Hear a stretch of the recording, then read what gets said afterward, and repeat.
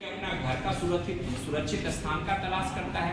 अब सुरक्षित स्थान नहीं मिलता है तो हमारे घरों में भी घुस जाता है। जनरली दिन के उजाले में कम, रात के अंधेरे में ये सब सांप हमारे घरों में ज्यादा घुसता है। तो सावधानी क्या बरतनी है हमको इसके बारे में, जैसा कि ये टॉपिक हमारा है कि इस तरह के जीव जंतुओं को काटने से होने वाली परेशानियां और समाधान, तो काटने से क्या परेशानी होती है उसका समाधान क्या ढूंढना, ये भी हमें जानना है। साथ ही साथ हमारे घरों में न घुसे इसके लिए भी हम सावधानी क्या बरत सकते हैं कि घर का दरवाजा इस तरह से, जैसे ये दरवाजा हमारा है, अब दरवाजा हम बंद कर रहे हैं तो बंद करने के बाद का क्रम में ये नीचे का स्पेस, इसी स्पेस से सांप बीच को अंदर घुस सकता है। तो ये इस तरह से हमें बनवाना चाहिए कि अंदर उसको घुसने का जगह नहीं रहे।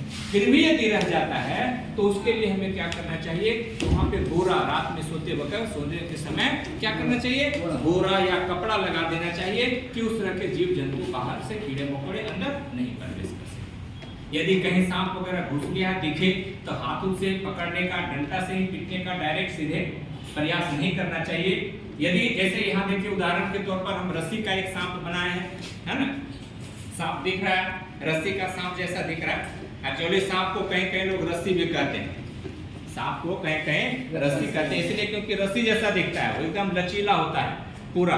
तो ये सांप के रूप का है। तो कहीं इस तरह का सांप दिखे तो सांप के बारे में कहा जाता है कि सांप जो है उसको सुनाई नहीं पड़ता है लेकिन दिखाई पड़ता है।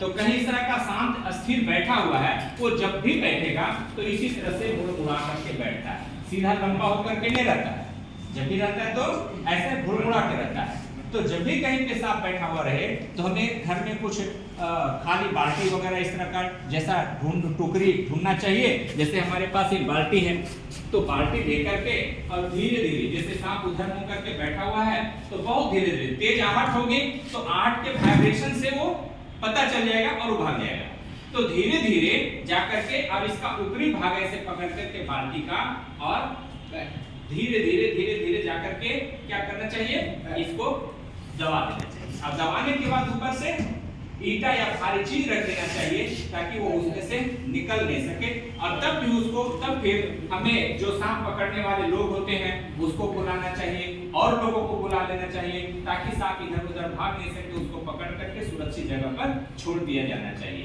अन्यथा ये कहीं घुस जाएगा इधर उधर तो फिर बाद में कभी भी हमें परेशानी में पड़ सकती है, काट सकता है।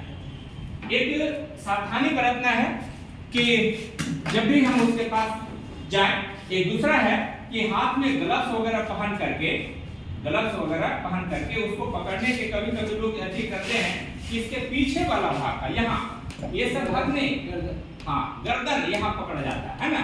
तो ये पकड़ने के हम प्रैक्टिस नहीं करेंगे, नहीं कहेंगे आपको कि पकड़िए, लेकिन कुछ पकड़ने वाला करता है कि ग्लव्स पहन करके अब यहाँ वाला ये पकड़ लेता है।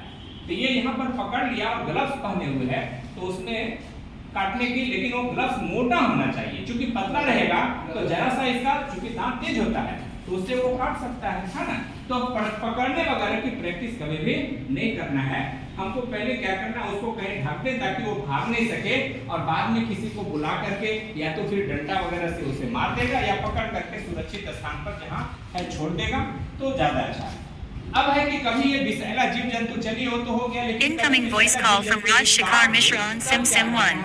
उसको हम कैसे, जैसे ये काटने के क्रम में जनरली होता क्या है, जैसे ये नीचे रहता है सरफेस पे, है ना, सांप क्या होता है नीचे सरफेस पे चल रहा है तो ज्यादातर हमारे पैरों में ही